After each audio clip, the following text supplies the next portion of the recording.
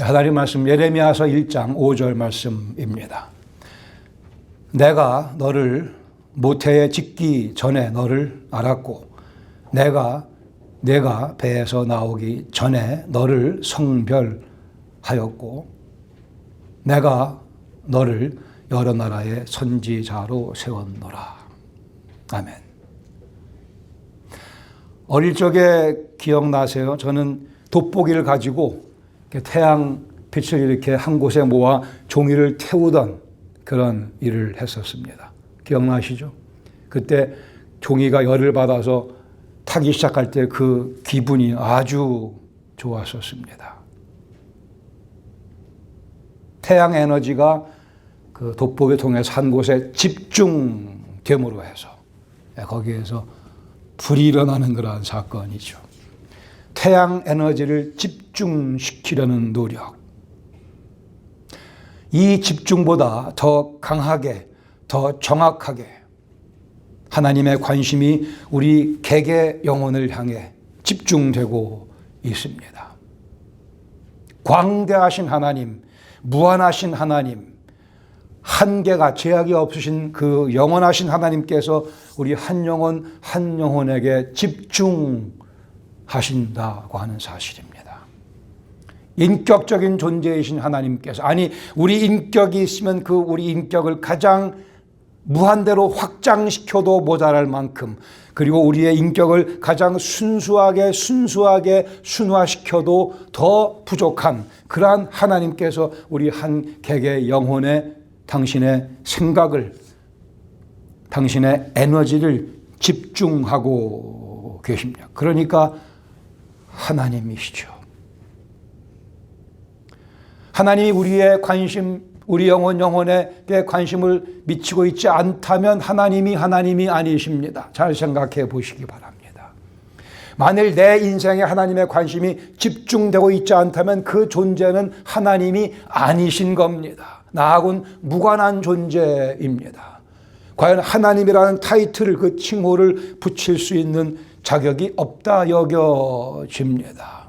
우리를 그분이 만드셨기 때문에 당신의 관심을 우리에게 집중하고 계십니다. 우리 부모님이 우리에게 그리하셨듯이, 아니 우리가 우리 자녀들에게 그리했듯이, 아니요, 그 관심의 가장 순수한, 가장 막강한, 가장 집중된 관심, 사랑, 하나님께서 우리에게 오늘도 지금도 보여주고 계십니다. 더더군다나 예수 그리스도를 믿었다고 한다면 그 말의 의미는 내가 하나님께로부터 지음받은 자인 것을 인정하고, 그러나 내가 죄인인 것을 알기에, 하나님을 모르고 살아왔기에 죄인이기 때문에 하나님의 아들 예수님께서 내 모든 죄를 대신 짊어지시고 죄의 삭슬 지불하셨고 다시금 부활하심으로 해서 그 이름 믿는 자들에게 영원한 생명을 주신다는 그 약속, 믿은 사람, 즉 예수님 믿은 사람의 경우는 더더욱 하나님의 관심이 집중되어 있습니다. 이 사실을 믿는 것이 참된 믿음이며, 이 사실을 믿을 때 우리의 삶은 원래 하나님께서 계획하신 대로 멋있게 찬란하게 진행될 수 있을 것입니다. 오늘은 선지자 예레미야의 예를 들어 우리 이 원리를 다시 한번 마음판에 새기기를 원합니다. 예레미야 1장 1절에 4절까지 5절의 말씀을 하기 전에 1, 2, 3, 4절의 배경이 기록되어 있습니다. 베냐민 지파의 땅 아나돗이라고 하는 곳에 제사장 hil기야의 아들, 그 이름은 예레미야였습니다. 이 아나돗은 예루살렘에서 북동쪽으로 약 3마일 정도, 당시에 걸어 다닐 만한 그러한 거리에 위치했던 실존했던 도시 마을입니다. 그리고 제사장 가문 출신인 hil리야, 그 제사장이었던 hil리야의 아들 예레미야라고 가문을 특정하면서 예레미야를 소개해 줍니다. 예레미야 자신은 제사장이었다는 그러한 근거가 분명치 않지만, 그러나 하나님께서 그를 선지자로 부르십니다. 그리고 예레미야의 사역 기간도 명시합니다. 즉 유다왕 요시야가 다스린 지 13년, 즉 주전 627년부터 유다왕 시드기야의 11년 말까지, 즉 586년 또는 7년 8월 달, 즉 바벨론에 의해서 멸망당할 때까지 예레미야가 하나님의 선지자로 활동을 합니다. 제가 이 말씀을 드리는 이유는 이 기록된 내용이 역사적인 사실이라고 하는 그 구체적인 명시된 내용들이 이 사건의 역사성을 우리에게 제시하고 있으며, 따라서 하나님의 예레미야를 향한 관심은 실존이며 실제이며 역사 가운데 벌어졌고 오늘 우리 삶에도 벌어지고 있는 내용이라는 뜻을 강조하기 위해서입니다. 오늘 본문 5절에 보시면 참 엄청난 내용이, 그냥 읽고 넘어가기 어려운 내용이 적혀져 있습니다. 내가 너를 모태에 짓기 전에 너를 알았다고 말씀합니다. 뭐요? 우리 어머니 모태에서 우리가 생성되기도 전에 하나님께서는 우리를 알고 계셨다. 그 말씀의 의미는 우리가 어머니 모태에서 생성된 것은 하나님의 계획이었음을 말씀합니다. 일제 아직 실존하지 않는 우리 존재를 하나님께서 머릿속에 이미 갖고 계셨음을 말씀합니다. 여기에 한 인생의 가치가 극대화될 수 있는 가능성이 있습니다. 그저 태어난 게 아니고 태어나기도 전부터 하나님께서 내 인생을 계획하셨다고 하는 이 엄청난 사실, 과연 내 인생은 전지전능하신 주권자 하나님과 연결되어 있음을, 아니 그분의 계획 가운데, 그분의 계획의 중요한 자리에 버젓이 위치하고 있다고 하는 귀중한 복음이 여기에 담겨져 있습니다. 하나님께서 아담과 하와를 지으시듯이 우리를 지으셨는데 이미 그 전에 당신의 계획 속에 우리가 있었습니다. 내가 너를 알았다고 말씀하는 그 알았다는 말씀의 의미는 지적인 것을 넘어서서, 지적인 지식의 그러한 알을 넘어서서 친밀한 관계를 의미합니다. 히브리어 성경에서 이 안다고 하는 표현은 남녀 부부 간의 관계를 설명할 때도 많이 사용됩니다. 그렇게 친밀하게 우리를 아시는 하나님, 그리고 말씀하기를 내가 너를 성별했다고 또 말씀하십니다. 너를 거룩하게 구별했다는 말씀이죠. 당신의 거룩한 뜻을 위해 우리 한 사람 한 사람에게 그러한 특권적인 구별의 특권을 허락해 주셨습니다. 거룩하게 구별하였고 또 내가 너를 선지자로 세웠다고 말씀합니다. 이 예레미야의 경우는 하나님께서 예레미야를 향해 갖고 계신 구체적인 계획은 선지자의 삶이었습니다. 물론 이 내용은 각 사람마다 다 다를 수가 있고, 그리고 실제 다르기도 합니다. 내가 너를 앞으로 어떻게 사용하겠노라, 그러한 계획을 이미 우리가 생겨나기 전에 계획하셨다고 말씀을 합니다. 이 본문에 반복되는 표현이 있는데 그것은 내가 너를 그러한 표현입니다. 우리 한 분 한 분이 하나님과 1대1의 관계에 놓여져 있다고 하는 사실입니다. 하나님께서 때로는 우리 전체를, 우리 교회 전체를 대하기도 하시고 이스라엘 전체를 대하기도 하시고 세상 전체를, 온 우주를 대하기도 하시지만 이 본문에서는 내가 너를, 그래 우리는 이 시간 그 하나님 앞에 서 있는 것입니다. 내가 너를. 이사야 선지자도 같은 경험을 고백합니다. 이사야 49장 1절에 보시면 섬들아 내게 들으라, 먼 곳 백성들아 귀를 기울이라. 여호와께서 태에서부터 나를 부르셨고 내 어머니 복중에서부터 내 이름을 기억하셨으며, 이사야 역시 마찬가지로 자기의 존재가 우연의 결과가 아니라는 사실을 잘 알고 있었습니다. 나기도 전에 어머니 태로부터, 복중에서부터 하나님께서 내 이름을 기억해 주셨다고 표현합니다. 이보다 인생을 더 든든하게 만들어주는, 든든하게 받쳐주는 내용이 어디 있겠습니까? 하나님께서 제 이름을, 여러분의 이름을 기억하셨다고 말씀합니다. 제 이름 아는 분들이 꽤 많이 있습니다. 혹시 모르시는 분이 계셔서. 제 페이스북에 가도 한 1000명쯤 있어요. 여기 좀 제가 이렇게 마트 다니면 저를 알아보는 분들이 가끔 계세요. 그렇지만 75억의 인구에 비하면 아무것도 아니죠. It doesn't matter. 중요한 것은 하나님이 저를 알아주신다고 하는 사실입니다. 하나님이 저를 알아주시고, 하나님 여러분 한 분 한 분을 알아주신다고 하는 사실입니다. 본문 가운데 이 말씀을 근거로 3개 정도 교훈을 간략하게 나누기. 첫 번째는 우리가 특별히 그리스도 예수를 믿었으니 나를 하나님께서는 아주 잘 아십니다. 한층 더 잘 아십니다. 창조주가 피조물들을 다 아시는 것 당연하죠. 이제는 구원의 주께서 당신의 아들의 피를 뿌려가며 구원한 우리들은 하물며 얼마나 더 깊이 자세히 가까이 친밀하게 알고 계시지 않겠습니까? 내가 너를 모태 짓기 전에 너를 알았다고 말씀하신 주님. 시편 139편 13절 말씀에 주께서 내 내장을 지으시며 나의 모태에서 나를 만드셨나이다. 하나님의 수고이십니다. 하나님께서 우리 내장을 직접 만드셨고 우리 어머니 모태에서 하나님이 직접 만지시며 우리 인생들을 창조해 내셨습니다. 여러분, 제 머리 색깔이 까만 이유는 왜 까맣다 생각하십니까? 하나님께서 그렇게 까맣게 만들어 주셔서입니다. 어떤 분은 머리가 약간 좀 덜 까만 분이 왜 그래요? 하나님께서 그렇게 만드셔서 그렇습니다. 어떤 분은 머리숱이 남들보다 적은 분들이 계세요. 왜 그래요? 그렇게 하나님께서 만드셨기에. 제 아내의 명언을 다시 한번 제가 소개시켜 드릴게요.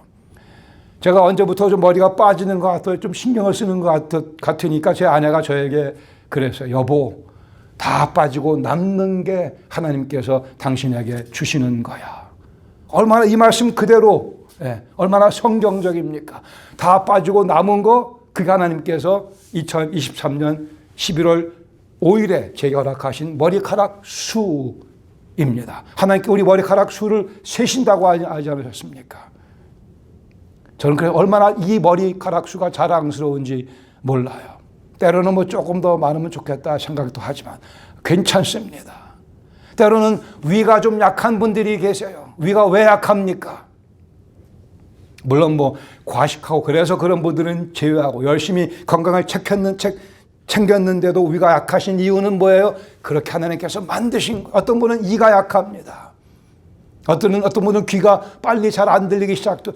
다 왜 그래요? 하나님께서 그렇게 만드셔서 그렇습니다. 불평하는 거 아닙니다. 그게 하나님의 perfect wisdom, 하나님의 완벽하신 지혜 가운데 어차피 이 땅에서 100년입니다. 길어야 100년. 여기서는 다 연습하는 거예요. 트라이얼, 훈련하는 겁니다. 이런저런 모양으로. 아프기도 하고 뭐가 하나 부러지기도 하고 괜찮습니다. 왜요? 나를 지으신 분은 하나님이시고 하나님 나를 잘 아시기 때문에. 뼈가 통뼈인 분들이 있죠. 뼈가 통뼈인 분들. 왜 그래요? 하나님께서 통뼈를 사용하셔서 만들었기 때문에 그런 겁니다. 저는 제 통뼈가 얼마큼 무슨 사이즈인지 모르겠지만 그냥 만족합니다. 욥기 10장 10절에 이렇게 기가 막히게 말씀하십니다. 피부와 살을 하나님께서 내게 입히시며 뼈와 힘줄로 나를 엮으시고. 얼마나 좋습니까? 하나님께서 우리의 뼈, 피부, 살, 힘줄 하나님께서 엮으시고 입히시고 하신 거예요. 어떤 분 아토피 피부 갖고 계신 분들이 있죠. 왜 그래요? 그분에게는 그 아토피 피부가 베스트입니다. 저는 이유는 다는 몰라요. 하나님이 아니니까. 하나님께서는 그 이유가 분명히 있으십니다. 왜 아토피 피부냐? 이유가 있으세요. 다 모를지라도 우리가 아는 것은 뭐예요? 하나님께서 그 피부로 나를 입히시고 그 살을 내게 입히시고 그 뼈와 힘줄로 나를 엮으시고. 그러니까 이렇게 어떤 사람 보고서 못생겼네 이렇게 가는 것은 신성모독죄입니다. 범죄하지 마세요.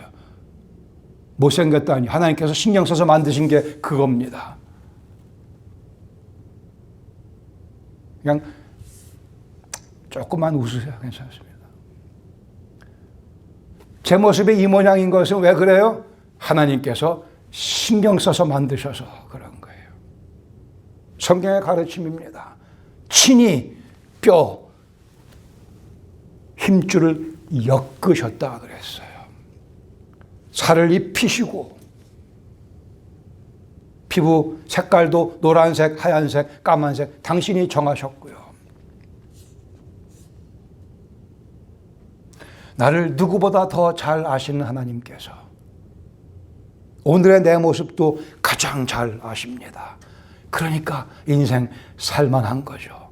인생 괜찮은 거죠. 인생 든든한 거죠.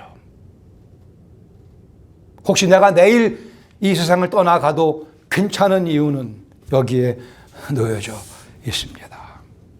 내가 너를 모태에 짓기 전에 너를 알았다 말씀하셨으니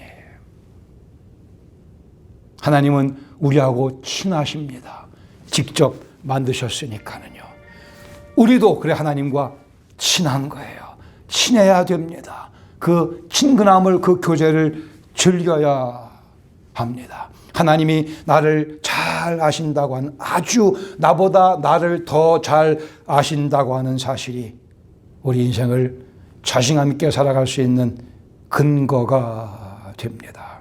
우리 인생이 든든한 이유가 거기 놓여져 있습니다. 하나님께서는 가끔 우리를 생각하시는 거 아닙니다.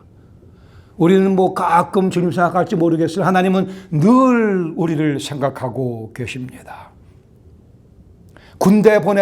아들을 군대 보낸 어머니가 매일 아들을 생각하는 것 곱하기 1000, 곱하기 10,000, 곱하기 억, 하나님께서 우리를 그렇게 늘 생각하십니다. 이 사실을 못 믿겠거든 왜 예수를 믿는 거예요? 왜 예수를 믿습니까? 예수님 믿는다는 것은 그 사실을 확인하는 과정인 거를요.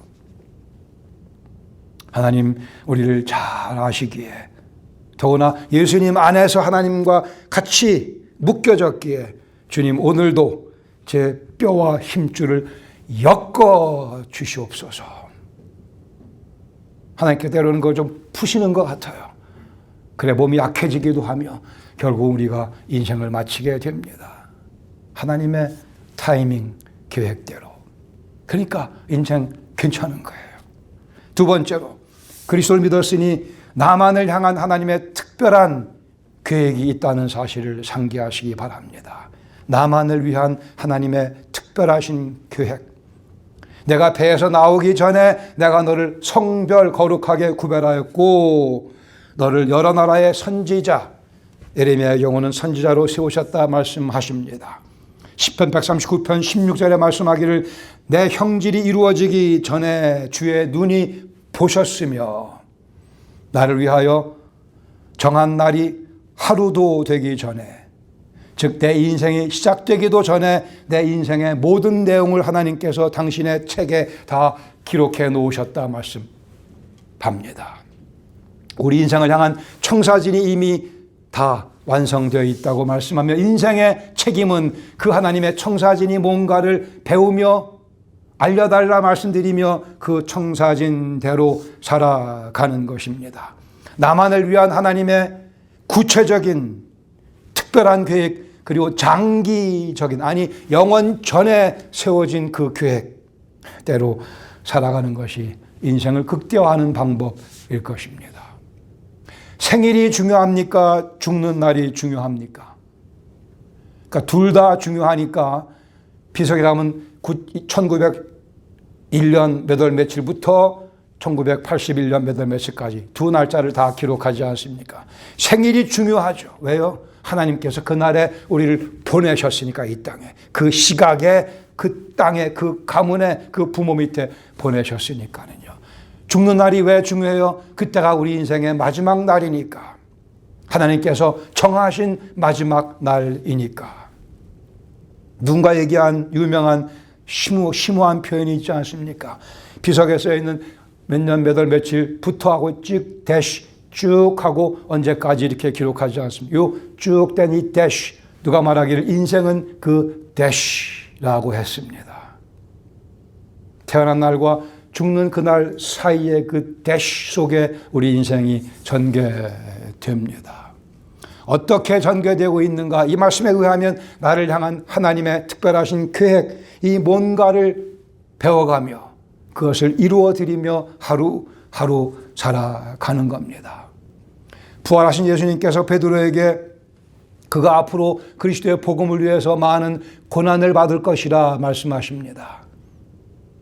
그러자 베드로가 요한복음 21장 21절에 얘기하기를 주여 이 사람은 요한을 가리킵니다. 요한은 어떻게 되겠사옵나이까? 예수께서 말씀하기를 내가 다시 올 때까지 그를 머물게 한다 하더라도 내게 무슨 상관이냐? 너는 나를 따르라 말씀합니다.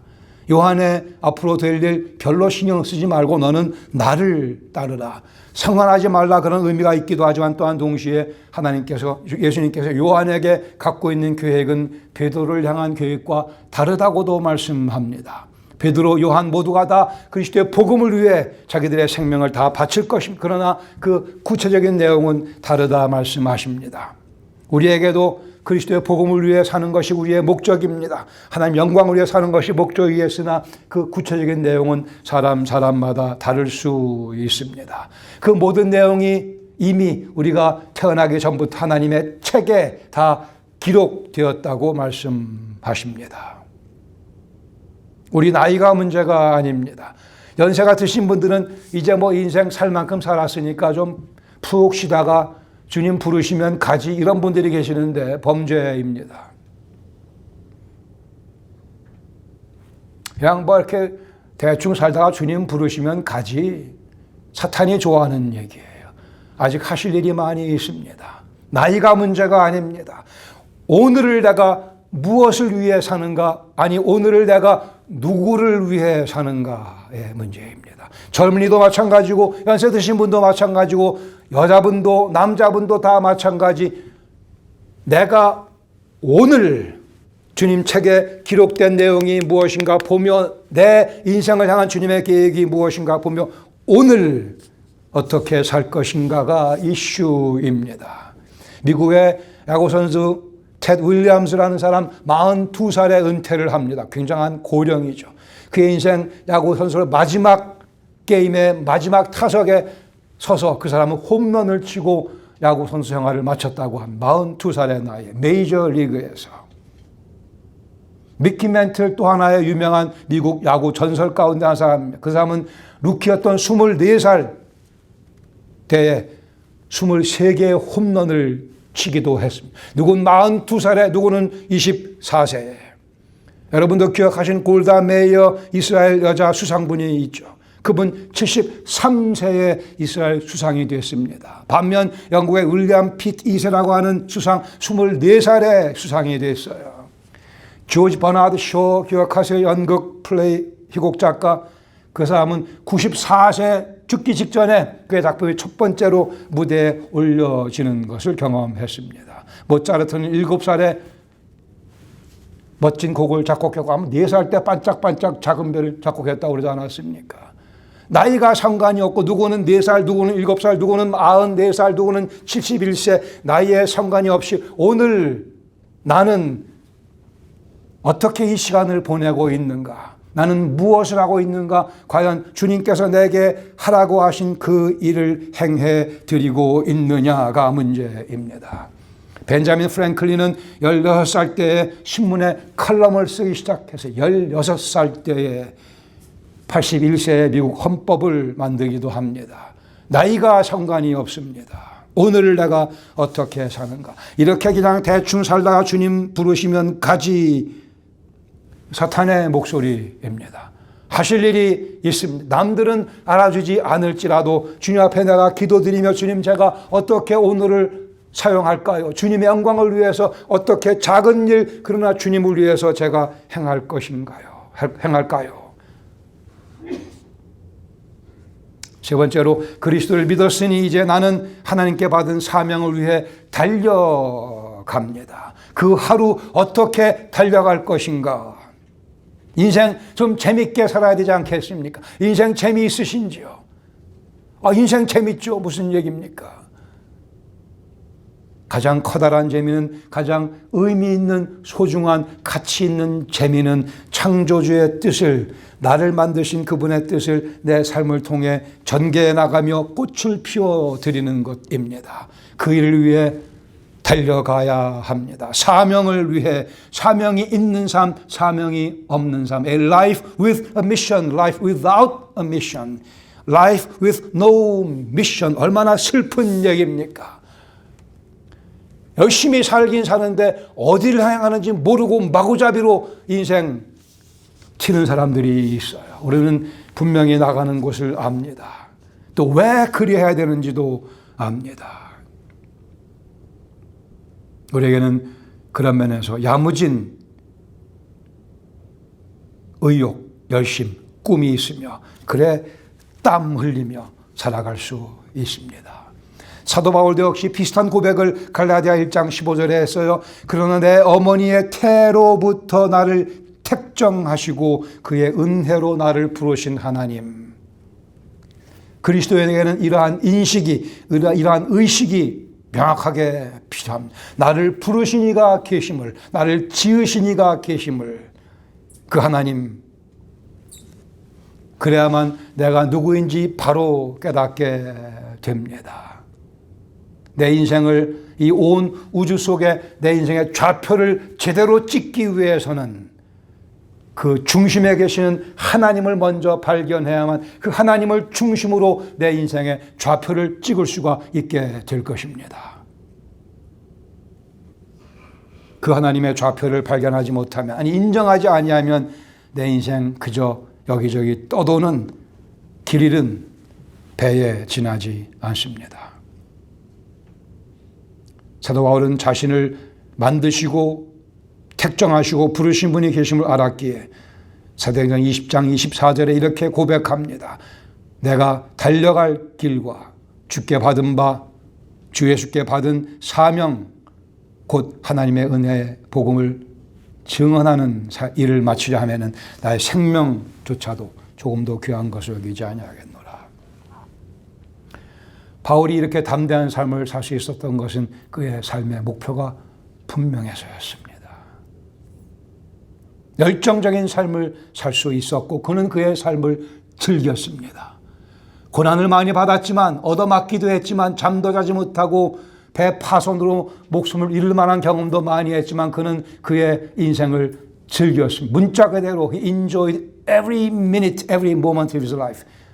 조각조각 하나, 인생의 조각조각 하나하나 다 그는 즐기며 살아갔습니다. 우리에게도 이 열정이 필요할 것이. 주신 인생 조각조각 재밌게 살아야죠. 먹기 위해 삽니까? 살기 위해 먹습니까?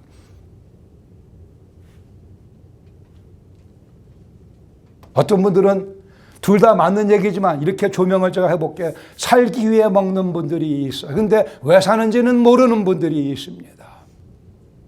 먹기 위해 사는 분들이 있어요. 그것은 인생을 즐기기 위해서입니다. 그러나 인생을 제대로 즐기기 위해 사는 분들이 있어요. 이 맥락에서는 후자가 맞다고 봅니다. 인생을 왜 사는가? 인생을 즐기기 위해서. 그래서 밥을 맛있게 먹기 위해서. 하루하루가 재미있는 인생이라는 뜻이죠. 하루하루가 재미있는 인생이 돼야 특별히 예수 믿는 우리들의, 아니 우리에게 주어진 책임입니다. 내 삶이 찌그러져 있는데 어디 가서 복음을 전할 수 있겠습니까? 내 삶이 즐겁고 풍요로워야 예수님 믿으시라 얘기할 수 있겠죠.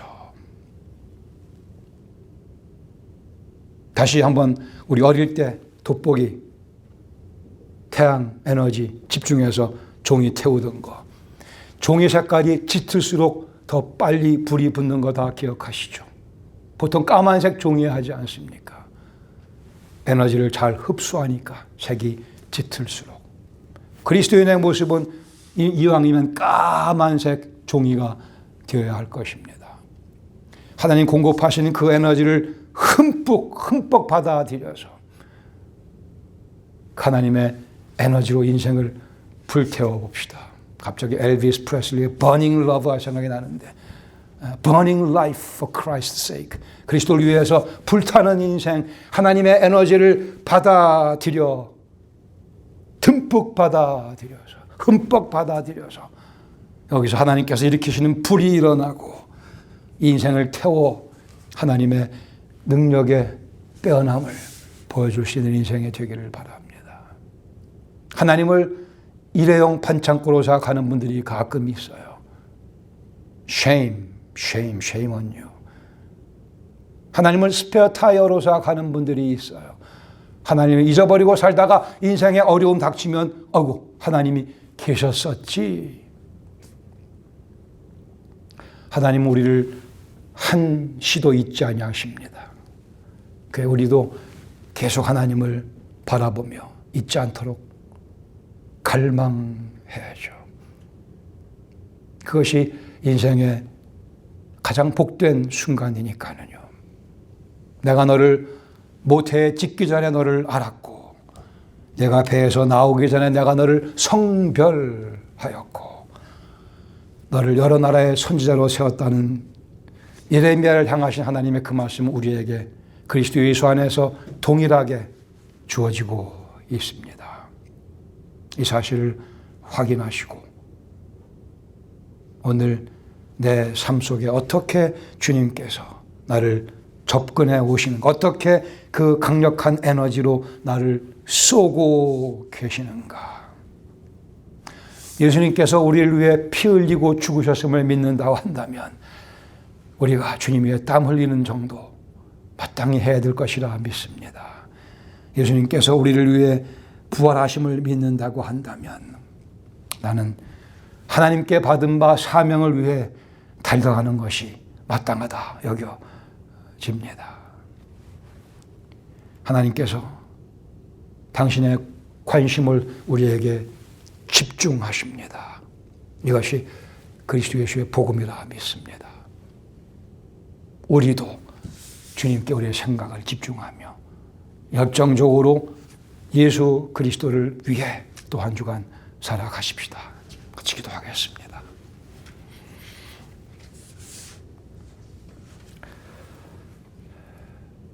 믿으셔야 합니다. 하나님의 관심이 내게 집중되어 있음을. 이렇게 하나님께 열심을 보여주시는데 우리가 딴청 피면, 딴짓하면 얼마나 예의가 아닙니까?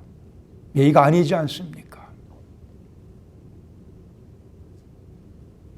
하나님의 열심이 우리를 당신의 아들과 딸로 삼아주셨고 하나님의 그 강력한 에너지가 우리 인생을 불태우기 원하십니다. 아버지 하나님, 그 은혜를 감사드리며 이 약속의 말씀에 다시 한번 저희들이 무릎 꿇고 말씀을 받아들이며 주님의 그 집중된 관심과 사랑이 오늘도 저희들에게 힘이 되게 하시고 삶의 의욕을 불러일으키며 삶의 에너지로 작동하도록 역사하여 주시옵소서. 주님께서 관심과 사랑을 집중해서 우리 인생에 쏟아 부어주시니 저희들이 주님의 그 영광을 위해서 불타기 원하며 힘차게 달려가는 또 한 주간 될 수 있기를 원합니다. 성령께서 도와주시옵소서. 예수님의 이름으로 감사드리며 기도합니다.